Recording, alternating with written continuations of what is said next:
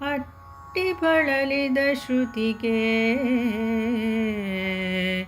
ಹರಿಮೈಗೊಟ್ಟ ಠಾವಿದು ತಾಪಸರು ಜಪಗುಟ್ಟಿ ಜಿನುಗಿದಡೆ ಅವರನುಜ್ಜೀವಿಸಿದ ಠಾವಿದಲ ಹುಟ್ಟು ಸಾವಿನ ವಿಲಗ ಜೀವರ ಬಿಟ್ಟ ಠಾವಿದು ಕಾಲ ಕರ್ಮದ ತಟ್ಟು ಮುರಿವಡೆದು ಓಡಿದ ಎಡೆಯಿದು ಶಿವ ಶಿವ ಶಿವ ಶಿವ ಎಂದ.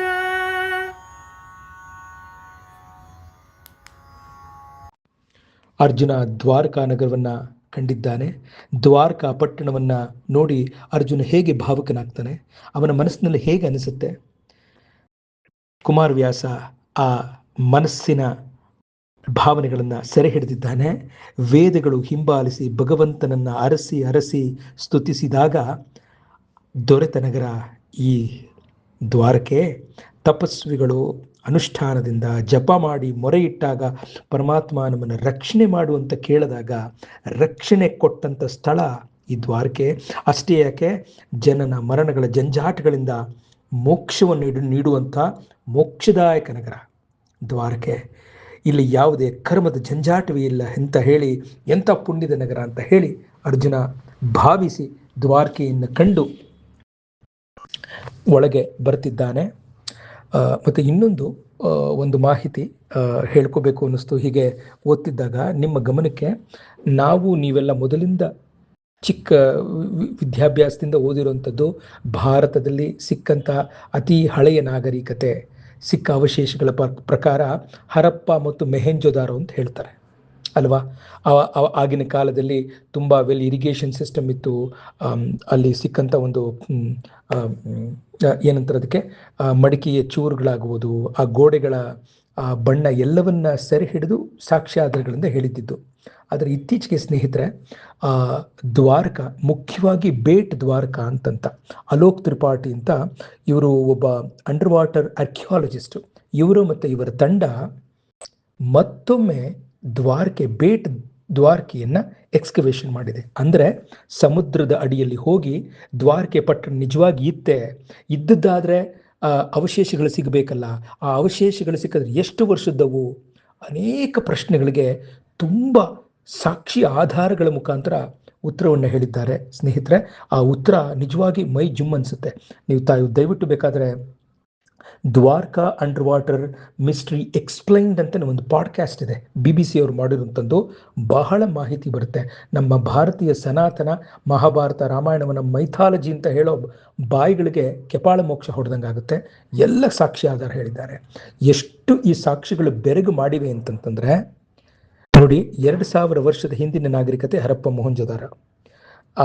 ಈ ತ್ರಿಪಾಠಿ ಮತ್ತು ಅವರ ತಂಡ ಸಿಕ್ಕ ಅವಶೇಷಗಳು, ಆ ಪುರಾತತ್ವ ಶಾಸ್ತ್ರಜ್ಞ ಇಲಾಖೆ ಹೇಳಿರೋದ್ರ ಪ್ರಕಾರ ಸುಮಾರು 645 ಸ್ಟ್ರಕ್ಚರ್ಸನ್ನು ಸಮುದ್ರ ಅಡಿಯಲ್ಲಿ ಇವರು ಅಧ್ಯಯನ ಮಾಡಿದ್ದಾರಂತೆ.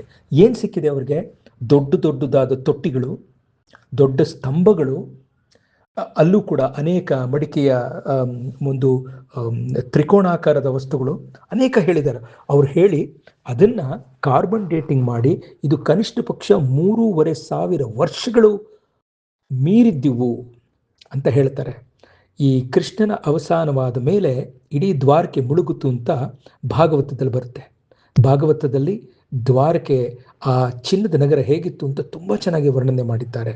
ಅದರ ಕಾಲ ಮುಳುಗಿದ ಮಹಾಭಾರತದ ನಂತರ 36 ವರ್ಷದ ನಂತರ ಮುಳುಗಿದ ಸಮಯವನ್ನು ತೆಗೆದುಕೊಂಡ್ರೆ ಆಗಿನ ಕಾಲಘಟ್ಟ ಮತ್ತು ತ್ರಿಪಾಠಿಯವರ ಕಾಲಘಟ್ಟವನ್ನು ಅಂದರೆ ತ್ರಿಪಾಠಿಯವರು ಹೇಳಿದ ಅವಶೇಷಗಳ ಮುಖಾಂತರ ಕಾಲಘಟ್ಟವನ್ನು ಹೇಳ್ತು ಅಂತಂದ್ರೆ ಪರ್ಫೆಕ್ಟ್ ಮ್ಯಾಚ್ ಆಗುತ್ತೆ.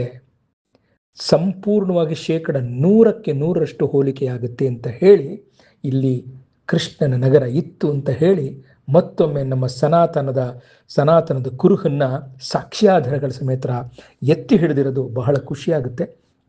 ಸಾಧ್ಯವಾದರೆ ತಾವು ಗಮನಿಸಬಹುದು ಕೂಡ. ಹರಟೆ ವಿತ್ ಹಂಸ ಅಂತ ಒಂದು ನಾನು ಕೇಳ್ತಾ ಇದ್ದೆ, ಅದರಲ್ಲಿ ಕೂಡ ಆ ಚಿನ್ನದ ನಗರಿ ಹೇಗಿತ್ತು ಅನ್ನೋದನ್ನು ಹೇಳ್ತಾರೆ. ಮತ್ತು ಹೀ ಕನೆಕ್ಟ್ಸ್, ಅವರು ಎಷ್ಟು ಶ್ರಮಪಟ್ಟು ಆರ್ಕಿಯಾಲಜಿಸ್ಟು ಇದಕ್ಕೆ ಒಂದು ಅಭೂತಪೂರ್ವವಾದ ಒಂದು ಸಾಕ್ಷಿಯನ್ನು ಹೇಳಿದ್ದಾರೆ ಅಂತ ಈ ಎಲ್ಲ ತಂಡಕ್ಕೆ ನಾವು ಒಂದು ನಮಸ್ಕಾರ ಹೇಳಬೇಕು ಅಲ್ವಾ. ಯಾಕಂದರೆ ನಮಗೆ ಯಾವುದೇ ರೀತಿ ನಿಸ್ಸಂಶಯ ನಮಗೆ ಸಂಶಯವೇ ಇಲ್ಲ, ಆದರೂ ಕೂಡ ನಮ್ಮ ವಿಶ್ವಾಸ ನೂರು ಮಡಿಯಾಗುತ್ತೆ ಇಂಥ ದಾಖಲೆಗಳಿಂದ ಅಂತ ಹೇಳಿ, ಹೀಗೆ ಇತ್ತ ನಮ್ಮ ಕುಮಾರವ್ಯಾಸ ತುಂಬ ಭಾವುಕನಾಗಿ ಅರ್ಜುನ ದ್ವಾರಕೆಯನ್ನು ಕೊಂಡಾಡ್ತಾನೆ. ಮುಂದೆ ಇನ್ನು ಹೇಳ್ತಾನೆ ನೋಡಿ. ಪರಮನಾರಾಯಣ ಪರಾಯಣ ನಿರವೇ ಪರತರವೆಂದು ಮುರಹರ ಭರದ ಠಾವಿದು ಮುಕುತಿದರುಳು ಕರತಲ ಮಲಕ ಭರಿತ ಬೊಮ್ಮದ ಸುತ್ತುಗೊಳಸನು ಸರಿದ ಠಾವು ಈ ತರ್ಕತಂತ್ರದ ತರದ ಯುಕುತಿಗೆ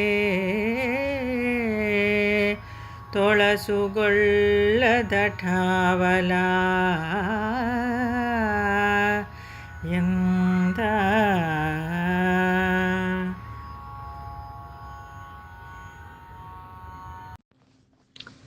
ಕೃಷ್ಣನನ್ನು ಅರಸಿ ಬಂದ ಅರ್ಜುನ, ಅವನ ಸಹಾಯಕ್ಕಾಗಿ ಬಂದ ಅರ್ಜುನ ದ್ವಾರಕೆಯನ್ನು ನೋಡಿ ಭಾವುಕನಾಗಿದ್ದಾನೆ.